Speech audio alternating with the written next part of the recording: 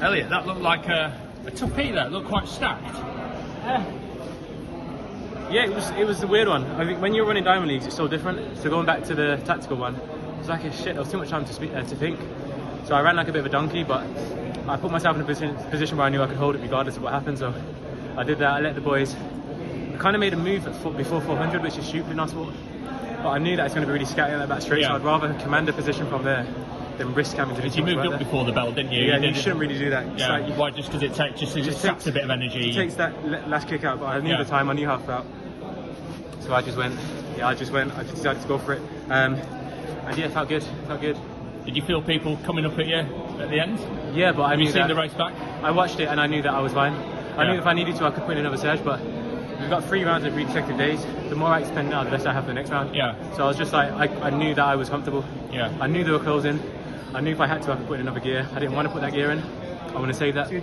So, pardon, brother. So I let Ben come around me with 122. I figured I can just tail him. Yeah. And then I knew there was no way 2 guys were going to pass me. Not with my finishing kick, so I just tried to hold. You must be quite confident at the moment because you seem in pretty good shape.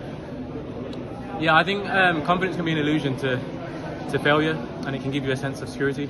I'm not confident at all. I stand at that start line with the same respect for a 150 guy to I do a 143 guy. You've still got those nerves, even though you know that physically you're in quite good nick at the moment. Yeah, I think the moment I lose them, the moment I stop, I think if I don't have the nerves and I can't get up for it and I can't race, so yeah, the nerves are there for sure. For sure, in abundance. And your training's obviously gone well lately, but didn't you have an injury back in the winter? I think you were chronicling it on your YouTube channel. So like, I hear about all of the top guys saying how they haven't had a great winter. I've never had a winter in my life. I mean, I missed 9 weeks this year, and it was 12 weeks before I was running again. I missed all of half of October, all of November, all of December. I only started running midway through January. And I mean, so I'm so swimmer, sick. Though. Yeah, I did, but I'm so sick of hearing the whole, I haven't had the perfect build-up. Half of us don't, we just play the project out.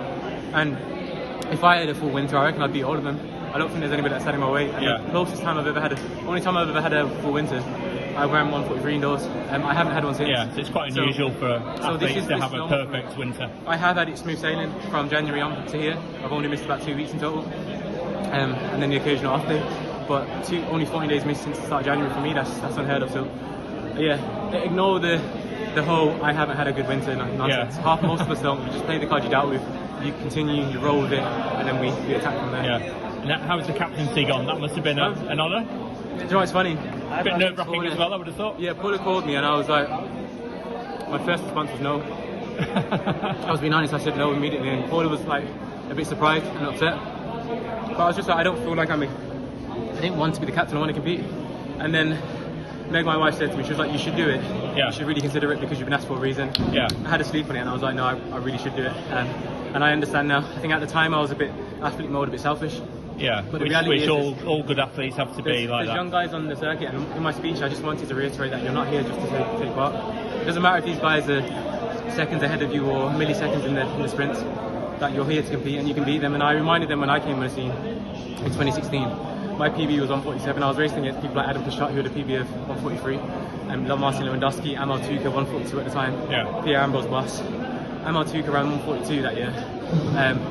And I beat him in the Europeans with a PB of 147. So the point I was trying to make is that don't set yourself a ceiling, just tackle the ref heats.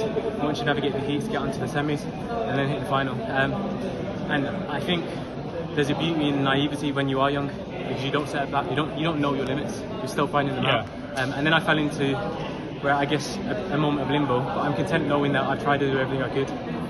Injuries hinder you, life hinders you. Athletes step up, sometimes you get a little bit left behind, but as long as you just keep pursuing it, just be content knowing what you're doing is going to get you to the end. Yeah, superb. One last question. Athletes come through here, they're all knocking back supplements and stuff. You've got a cherry gel there at the moment. You just had a boiled egg a moment ago while we were talking. It seems quite unusual for... Yeah, and an egg's the best source of protein. I think... Old school. I think the reality is we're forced into buying supplements. Cherry Active we can't really replicate. I mean, but you don't need to have a protein shake. The best source of fuel is real food. So a protein shake is just full of shit in there. I'm being honest. I'm being blunt. It's full of all sorts of nonsense you don't need. Even like electrolytes. Well, it's an egg, a boiled egg. You can't get any better than that. It's a complete source of protein. Besides pistachios, that can make you put on weight. A boiled egg is the best source of protein for recovery. Excellent. Well done. Pleasure.